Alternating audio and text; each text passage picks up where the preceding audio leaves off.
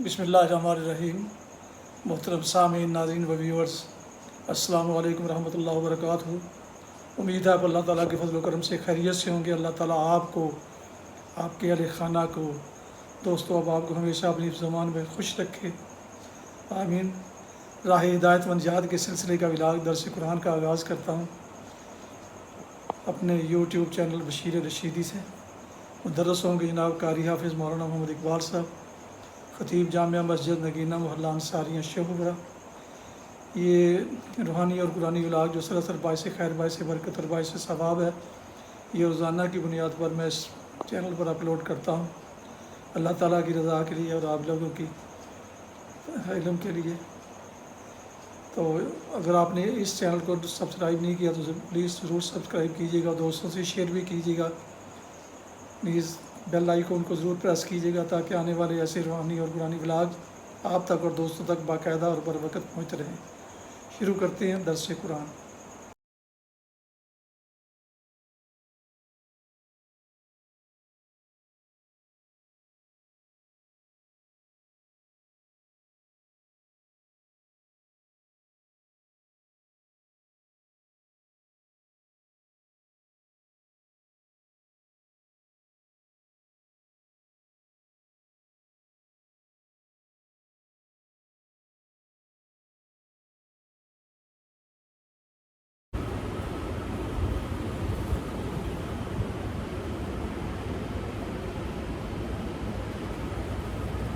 الحمدللہ وکفی والصلاة والسلام علی من لا نبی بعد، اما بعد فاعوذ باللہ من الشیطان الرجیم، بسم اللہ الرحمن الرحیم۔ یا ایھا الذین آمنوا هل ادلکم علی تجارۃ تنجیکم من عذاب علیم، تؤمنون باللہ ورسولہ وتجاہدون فی سبیل اللہ باموالکم وانفسکم، ذالکم خیر لکم ان کنتم تعلمون، یغفر لکم ذنوبکم ویدخلکم جنات تجری من تحتہا الانہار ومساکن طیبۃ فی جنات عدن، ذالک الفوز العظیم۔ وأخرى تحبونها نصر من الله وفتح قریب وبشر المؤمنین، صدق اللہ العظیم۔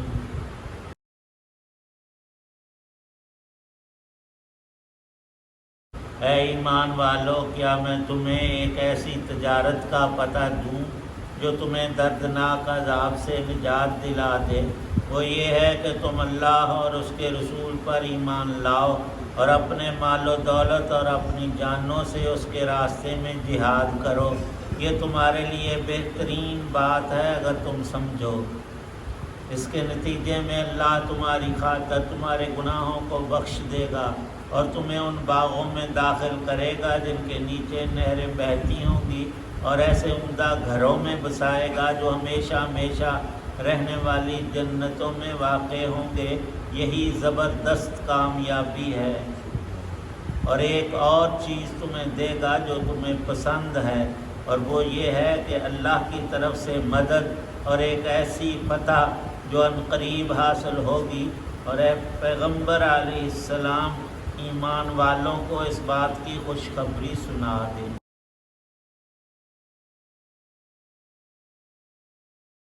سورہ صف کی آیت 10 تا آیت 13 ہیں۔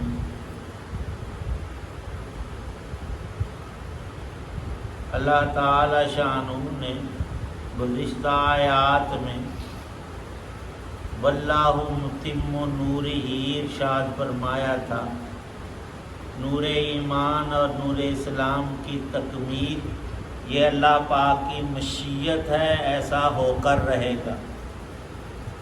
کسی کا عناد، دشمنی، رکاوٹ اس سلسلے میں ہرگز اسے دشمن کو کام نہیں آئے گی۔ اللہ کا فیصلہ لاگو اور ہو کر رہنے والا ہے۔ اب یہاں دو باتیں انسان کے دل و دماغ میں آ سکتی ہیں۔ جب اللہ نے وعدہ فرما لیا اور حکم جاری کر دیا تو ہمیں تو پھر موج ہی موج ہے، کچھ کرنے کرانے کی ضرورت ہی نہیں۔ اور ایک دوسرا یہ کہ اللہ نے اس دنیا کو اسباب کے ساتھ منسلک فرمایا ہے، تو آیا ہماری بھی کوئی ڈیوٹی ہے؟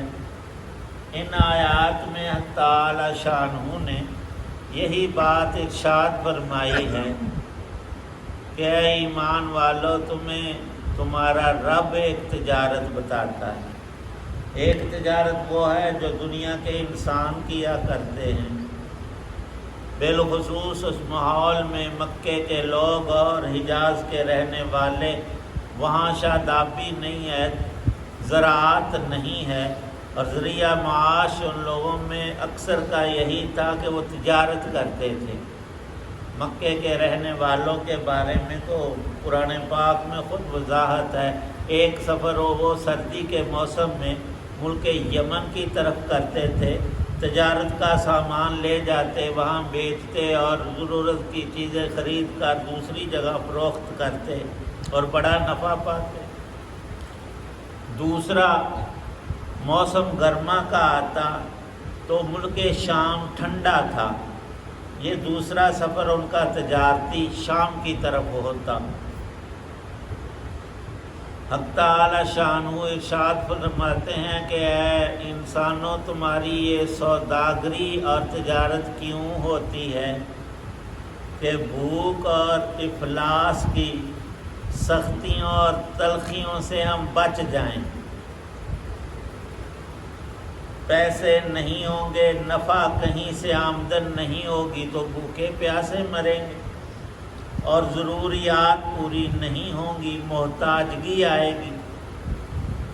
اللہ تعالی شان و ارشاد فرماتے ہیں میں اس سے کہیں بڑی تجارت تمہیں بتا رہا ہوں جس کا نفع عظیم تر ہے۔ دنیا کی بھوک چند دن کی ہو سکتی ہے، چند سالوں کی انسان کی زندگی چھوٹی اور تھوڑی ہے۔ اگلے جہان کی بات کہ وہ لامحدود اور خالدین فیہا ابدا، ہمیشہ رہنے کا جہان ہے۔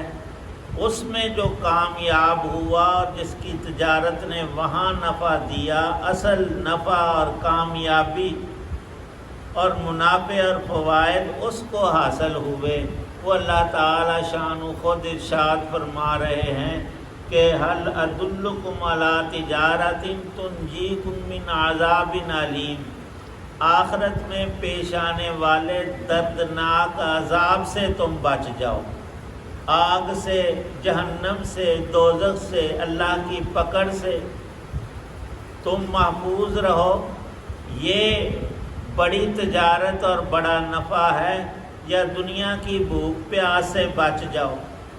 ظاہر ہے انسان یہاں پر یہی کہے گا کہ وہ بڑی تجارت اور اس کا نفع لامتناہی ہے، مستقل ہے کہ نجات مل جائے، اور صرف یہیں پر نہیں بس، بلکہ اللہ پاک وعدہ فرماتے ہیں میں تمہیں دردناک عذاب سے بچا کر اپنی رحمت کے ابدی مقام جنت میں داخل کروں گا۔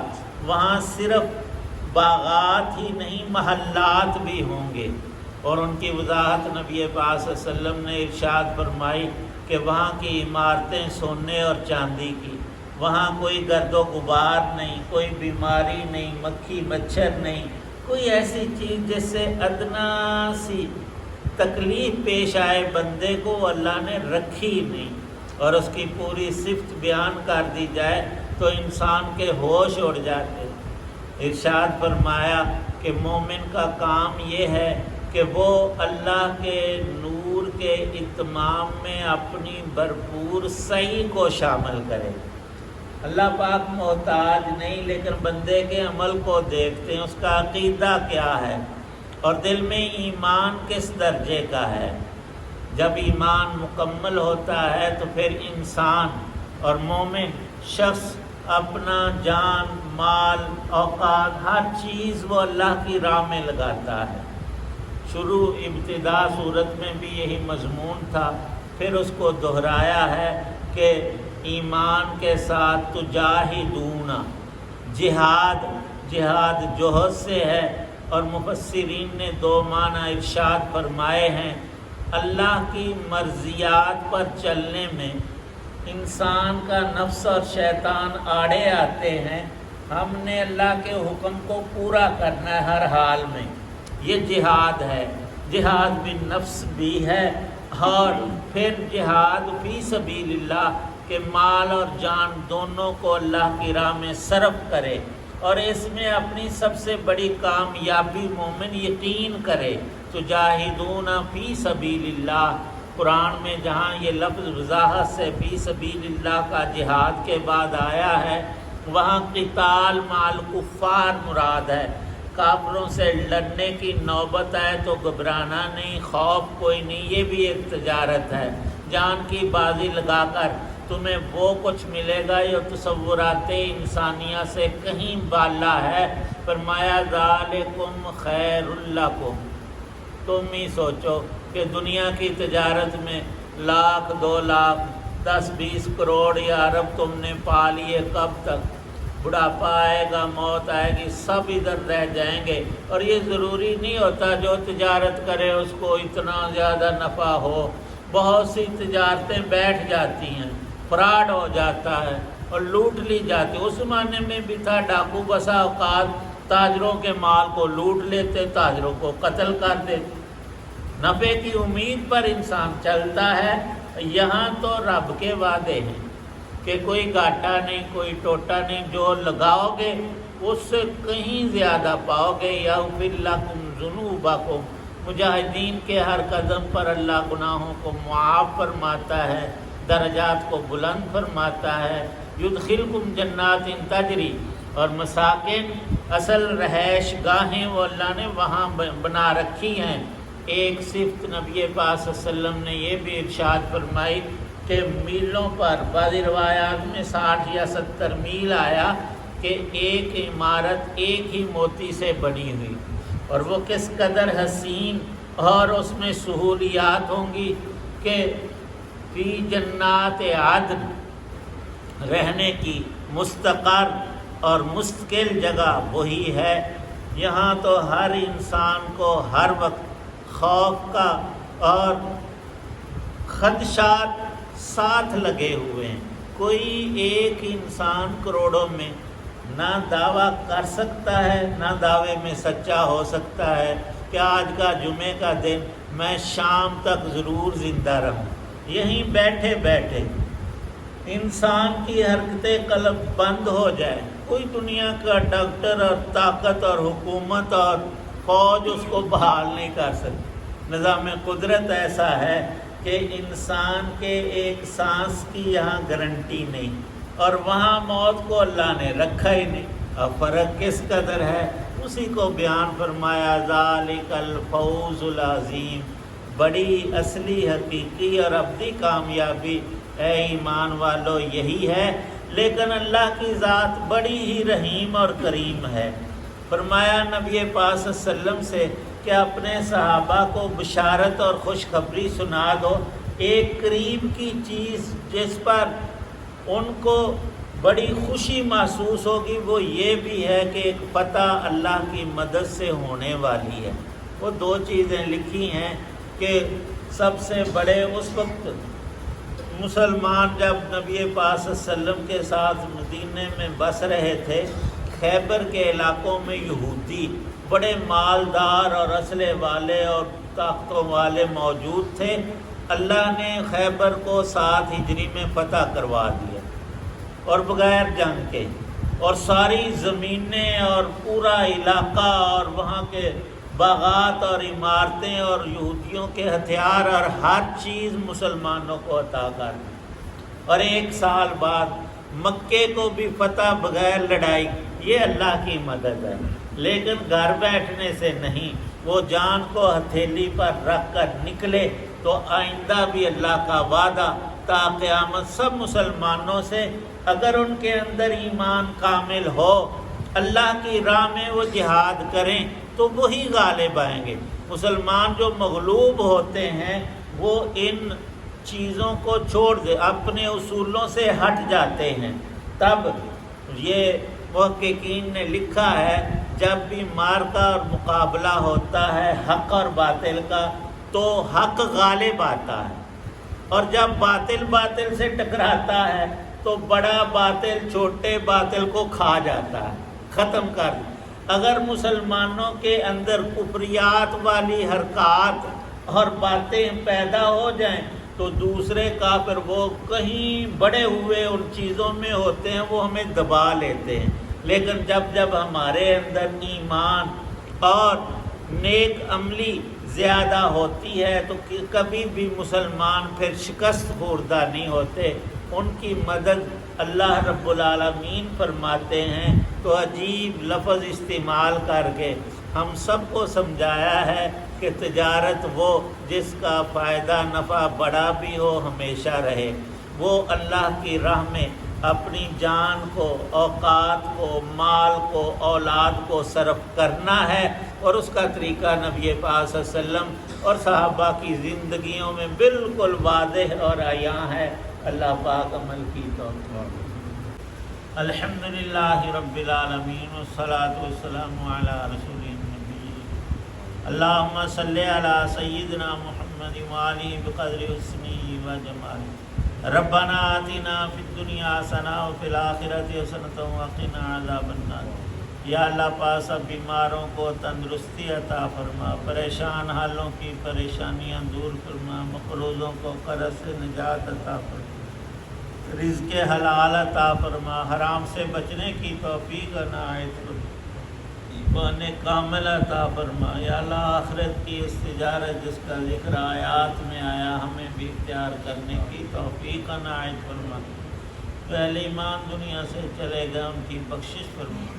دین کی راہوں میں مجاہدین اسلام جنہوں نے جان کی قربانیاں، مال اولاد سب خرچ کیا، ان کے درجات کو بلند تر فرما۔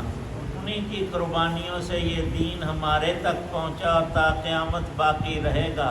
حق تعالی شانہ اپنی شایان شان تمام ان ذرائع اور وسائل میں کام آنے والے اہل ایمان کے ان نیک ترین اعمال کو قبول و منظور فرما۔ یا اللہ پاک جب تک زندہ ہیں ایمان پہ زندگی عطا فرما، جب موت کا وقت آئے ایمان کامل پہ یا اللہ پاک خاتمہ بالخیر ہم سب کو نصیب فرمانا۔ صلی اللہ تعالی علی خیر محمد وعلی آلہ وصحابہ وآل بیتہ اجمعین۔